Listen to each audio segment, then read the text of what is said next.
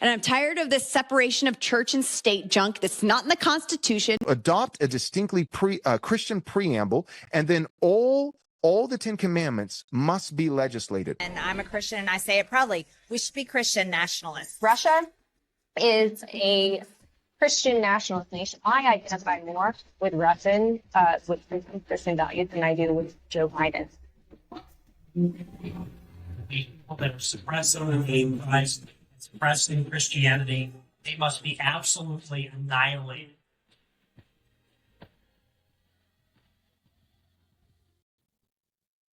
That's Matthew 3:15, absolutely annihilated, when Jesus is talking about that part. Some of you have missed that. David, I forget, which one of the 8,000 varieties of Protestantism are you currently associated with?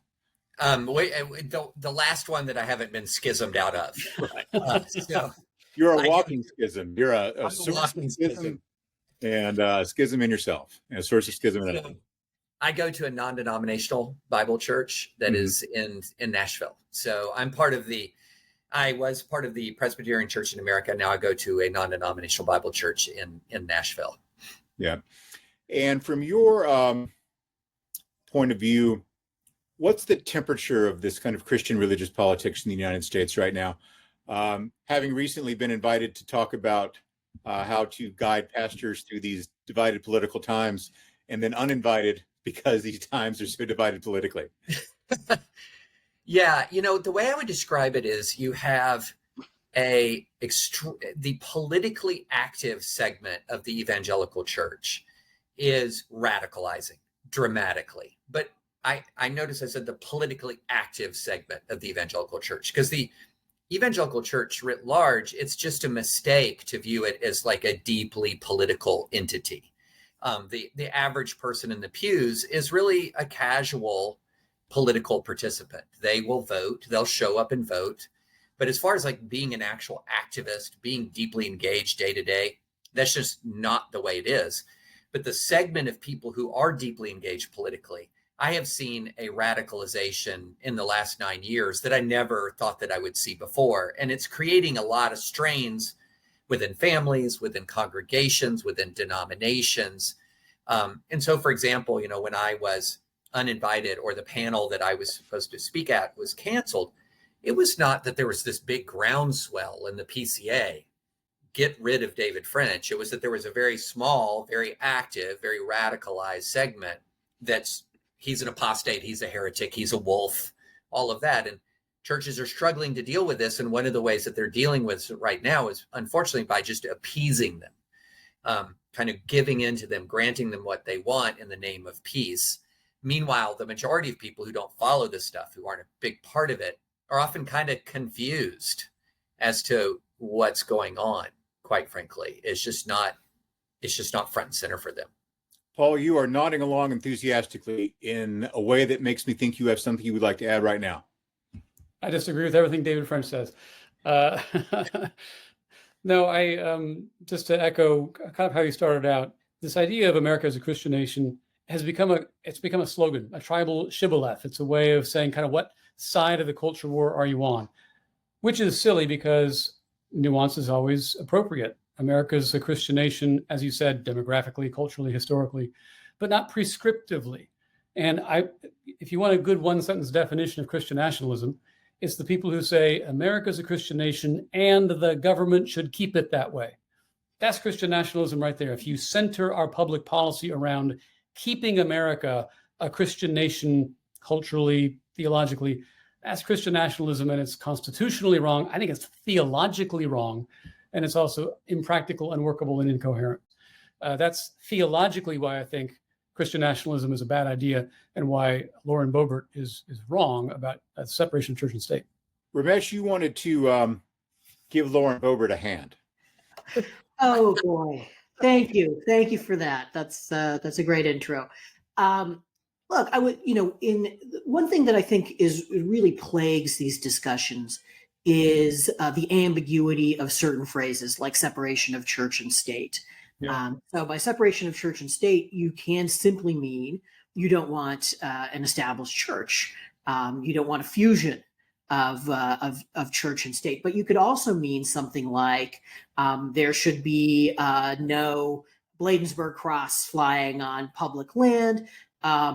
You should not have religiously influenced public policy arguments. And some of the people who say they reject church separation of church and state aren't saying they want an established church.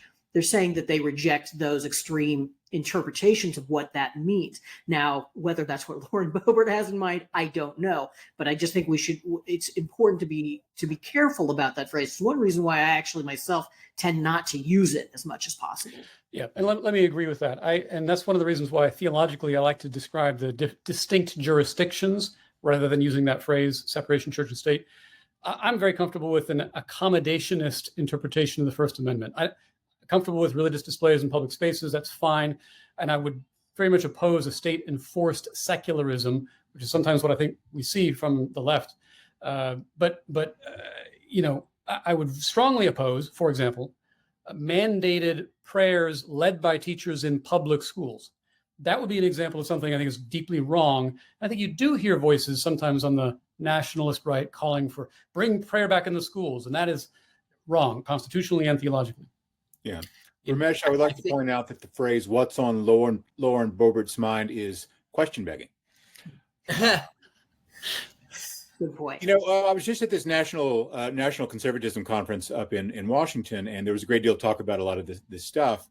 And one of the speakers introducing the religion panel gave this kind of funny little hectoring talk about, you different strains of Protestants need to just get over your differences, and then you Catholics and Protestants need to get over your differences because we have this more important thing to do. And I was thinking, first of all, well, geez, where were you 500 years ago? We could have saved ourselves a lot of trouble and expense and bad architecture and all sorts of things if only we'd had you around to say, hey, get over it. But secondly, this idea that nationalism and national identity is so important that it's more important than the differences between the various competing claims of different Christian groups, I think is the sloppiest, most trivializing kind of theological approach I can think of.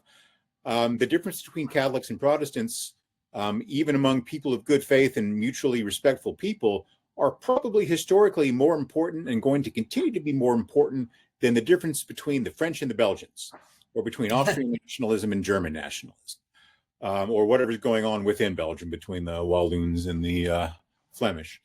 But you see this, it's a strongly subordinating tendency that we've got these religious views, but we should actually not really emphasize them that much. It should just be kind of a point of common identity. And we don't talk about those differences because, darn it, it's so important to win the next election.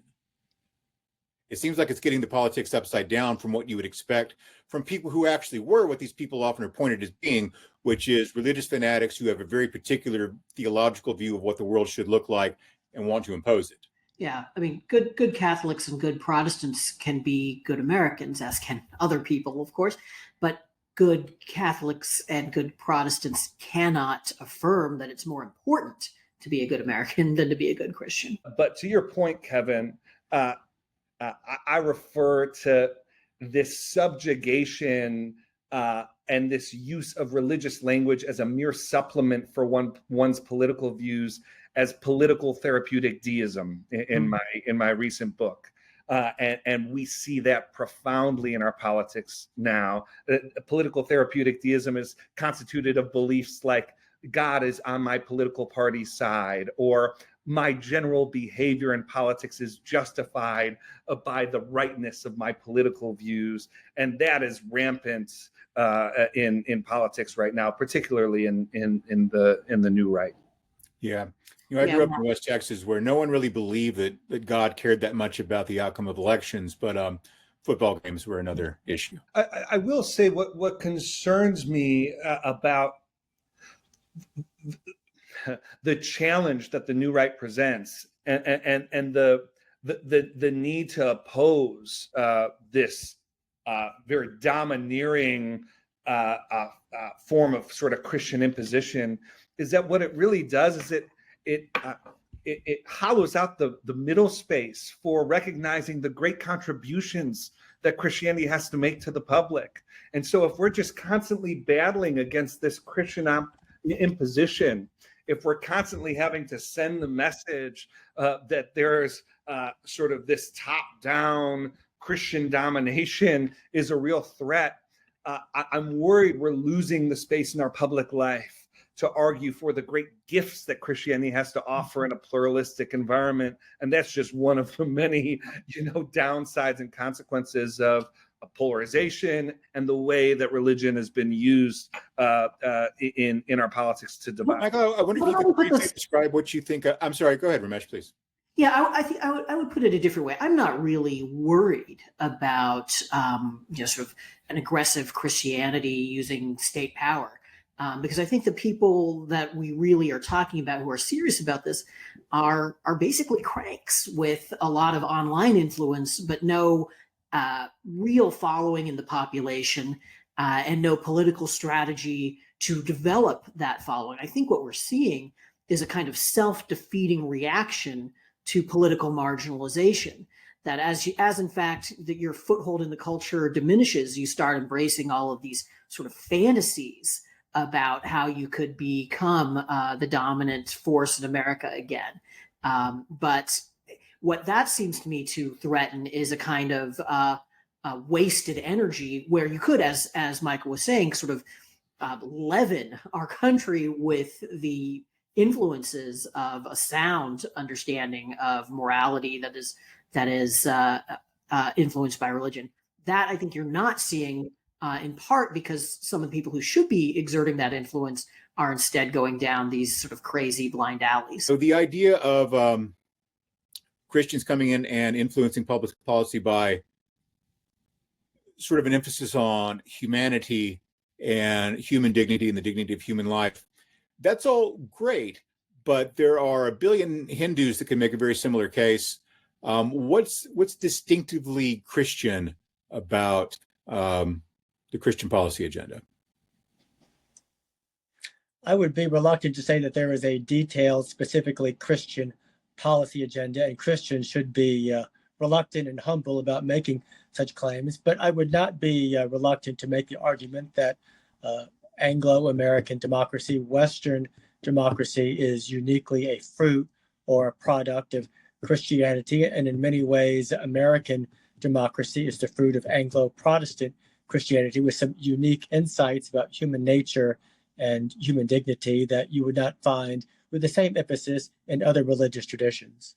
Yeah. Trent? I would say what makes Christianity unique would probably be the teaching of the Imago Dei. You go back to the book of Genesis, that human beings, male and female, all human beings are created in the image and likeness of God. We look, for example, globally, take the issue of slavery. Slavery was a universal institution throughout human history.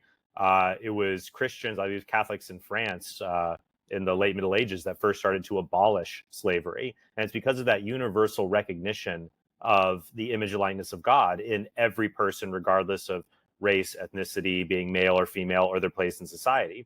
And I would say Hinduism does not have a comparable sort of teaching, which can be evident, for example, in India's caste system, in the untouchables. And you see this in other religions as well. And so I think Christianity actually does have something really unique there when it comes to promoting things like human equality.